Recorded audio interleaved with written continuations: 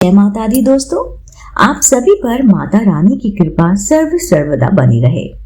दोस्तों, आज की इस वीडियो में हम बात करने वाले हैं सीमंतोन्नयन संस्कार की। जी हाँ दोस्तों, हिंदू धर्म के 16 संस्कारों में तृतीय संस्कार की जानकारी व महत्व आज हम आपको इस वीडियो के जरिए देने वाले हैं।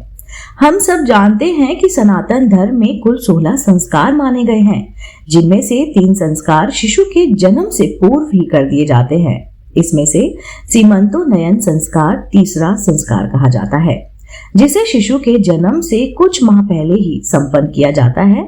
इससे पहले वाले 2 संस्कार गर्भधान तथा पुंसवन संस्कार है तथा इसके पश्चात इस संस्कार को किया जाता है। इस संस्कार को करने का विशेष महत्व है, जिससे एक गुणकारी संतान की प्राप्ति होती है। आइए मिलकर जानते हैं।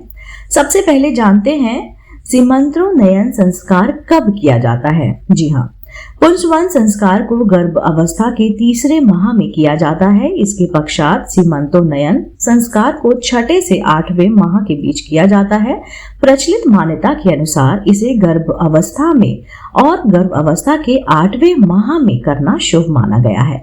दरअसल इसे करने का शुभ समय तब होता है जब शिशु का ज्यादातर विकास हो चुका होता है तथा उसमें सोचने व समझने की क्षमता विकसित हो जाती है।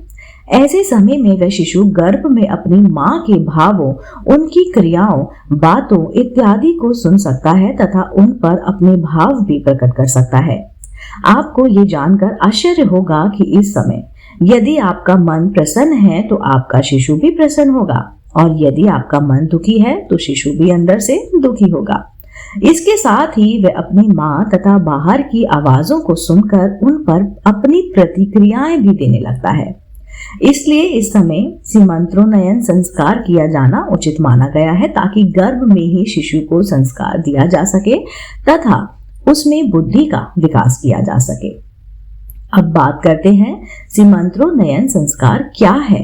यह 2 शब्द के मेल से बना है, सीमंत तथा उन्नयन। इसमें सीमंत का अर्थ होता है केश, बालों से है, तथा उन्नयन का अर्थ ऊपर उठाने से, अर्थात एक पति अपनी पत्नी के केशों को ऊपर उठाता है। गर्भ अवस्था की 3री तिमाही में एक महिला का व्यवहार बदलने लगता है तथा उसे मानसिक अवसाद घेर लेते हैं। ऐसे समय में एक पति से ये अपेक्षा होती है कि वह एक स्वस्थ शिशु की प्राप्ति के लिए अपनी पत्नी को खुश रखे तथा उसकी हर इच्छा को पूरा करे। इसके साथ ही इस संस्कार के माध्यम में महिला के मन में परिवर्तन लाया जाता है तथा उसे धर्म व आध्यात्मिक की शिक्षा भी दी जाती है। महिला के द्वारा शिक्षाप्रद कहानियां सुनने से केवल उसी में परिवर्तन नहीं आता, बल्कि गर्भ में पल रहे शिशु पर भी इसका प्रभाव पड़ता है। इसे आप एक उदाहरण लेकर समझ सकते हैं। जब अभिमन्यु सुभद्रा के गर्भ में था, जी हाँ, तब उस समय अर्जुन ने सुभद्रा को चक्रव्यूह भेदन की कथा सुनाई थी, लेकिन उसको भेद कर उससे बाहर कैसे आया जाए, इससे पहले ही सुभद्रा सो गई थी। इसलिए जब अभिमन्यु बड़ा हुआ, तब गर्भ में सुनी उस कथा के अनुसार उसने चक्रव्यूह भेदन तो दिया था, लेकिन उससे बाहर नहीं निकल पाया।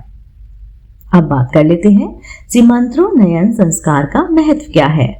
दोस्तों, गर्भ की 3री तिमाही में इसे करने से शिशु के व्यवहार में सकारात्मक परिवर्तन आता है तथा उस समय मिली शिक्षा उसे जीवन भर याद रहती है। ऐसे में शिशु को गुणकारी तथा बुद्धिमान बनाने के उद्देश्य से यह संस्कार किया जाता है।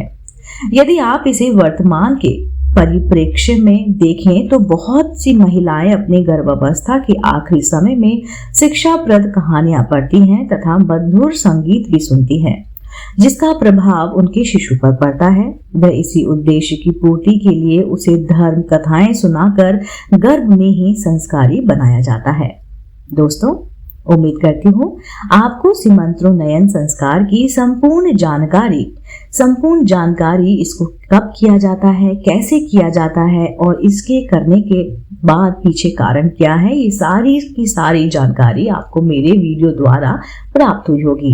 ऐसी ही धार्मिक, पौराणिक कहानी, कथाएं और जानकारी जानने के लिए आप देखते रहिए आपका अपना पसंदीदा YouTube चैनल आध्यात्मिक कहानियां।